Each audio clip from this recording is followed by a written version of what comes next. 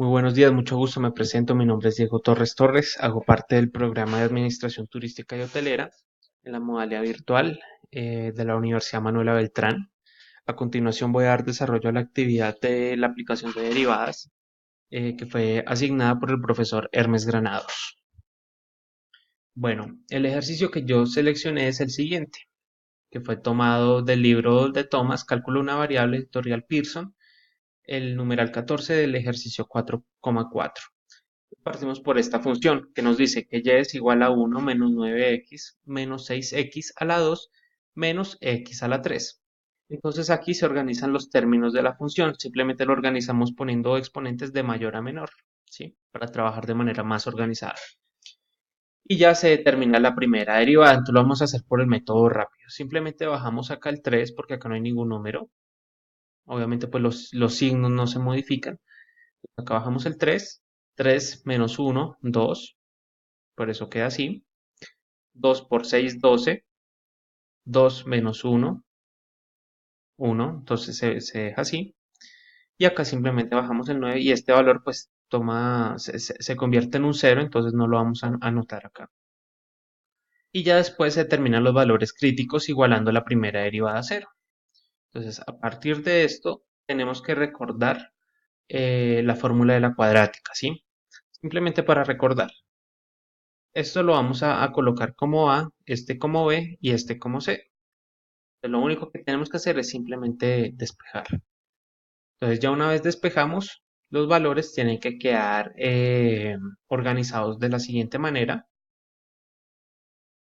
Y ya como es natural con las fórmulas cuadráticas, simplemente vamos a anotar los dos resultados y los vamos a nombrar valores críticos, ¿sí? Entonces, cuando acá podemos tener que x1 vale menos 3 y que x2 vale menos 1, ¿sí? Entonces, estos son los valores críticos que es bastante importante tenerlos en cuenta. Entonces, ¿esto para qué nos va a servir? Nos va a servir para determinar el máximo y el mínimo, ¿sí? Entonces, ¿cómo lo podemos hacer? Para eso hay dos opciones. Entonces, vamos a hablar de la primera opción. La primera opción es el criterio de la segunda derivada, ¿sí? Entonces, se le determina la segunda derivada de la función, ¿sí? Entonces acá vamos a hacer lo mismo, simplemente 2 por 3, 6. Acá dejamos el 12 normal y acá pues este adquiere el valor de cero, por lo tanto no lo vamos a poner. Y ya simplemente se sustituyen los valores críticos hallados anteriormente en la segunda derivada, que es esta, ¿sí? Entonces acá sobre esta segunda derivada vamos a despejar estos valores críticos. Entonces acá tenemos que si x es igual a menos 3, entonces el resultado será 6. Entonces acá es importante esto, simplemente es desarrollar esto, sustituir los valores.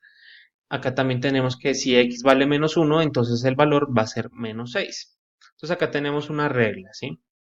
Que para el mínimo relativo es necesario que la segunda derivada de x sea mayor que 0, ¿sí? Y para un máximo relativo, la segunda derivada de x debe ser menor que cero. Entonces acá podemos determinar que en x igual a menos 3 se tiene un mínimo relativo. ¿Por qué? Porque 6 es mayor que cero. Y aquí en x es igual a menos 1 se tiene un máximo relativo porque menos 6 es menor que cero. Bueno, ya tenemos acá la segunda opción, que es el comportamiento de la función. Entonces, a partir de los valores críticos se determinan los intervalos y se asignan valores aleatorios cercanos mayores y menores a los valores críticos. También se determina el comportamiento de la función reemplazando los valores de la primera derivada, ¿sí? Entonces, acá tenemos cuándo crece y cuándo decrece, ¿sí?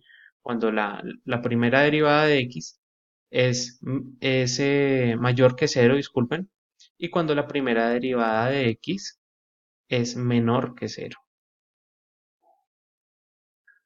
Entonces, bueno, como esta función es un polinomio, entonces su dominio son todos los reales.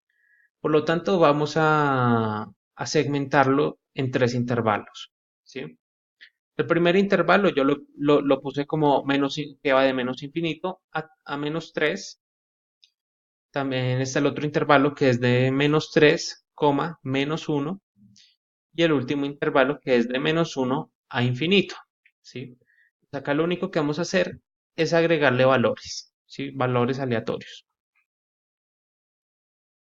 Y simplemente lo que vamos a hacer es sustituir estos valores dentro de la primera derivada.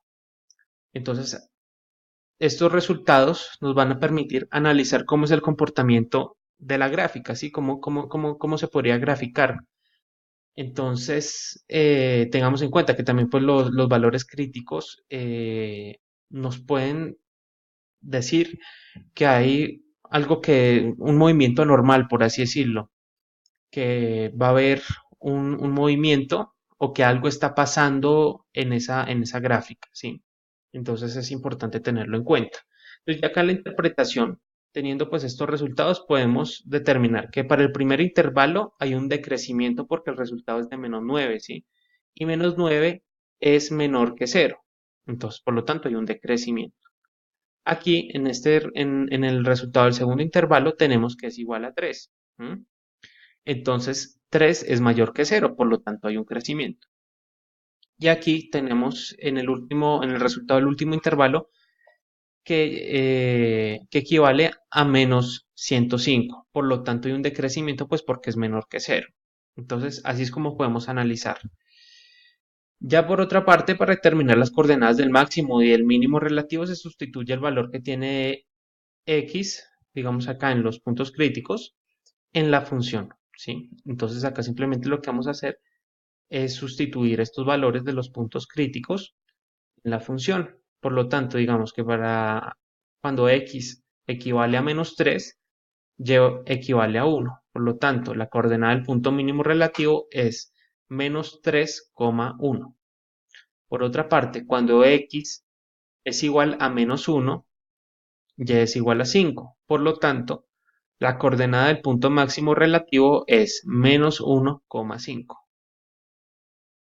Entonces acá ya tenemos la gráfica que nos sirve para corroborar que todo lo que hicimos esté bien, ¿sí? Analizar lo que les explicaba, si hay un decrecimiento y hay un crecimiento. Entonces acá podemos ver decrecimiento, crecimiento, decrecimiento, ¿sí? Que son los tres intervalos pues, que yo había dividido o segmentado.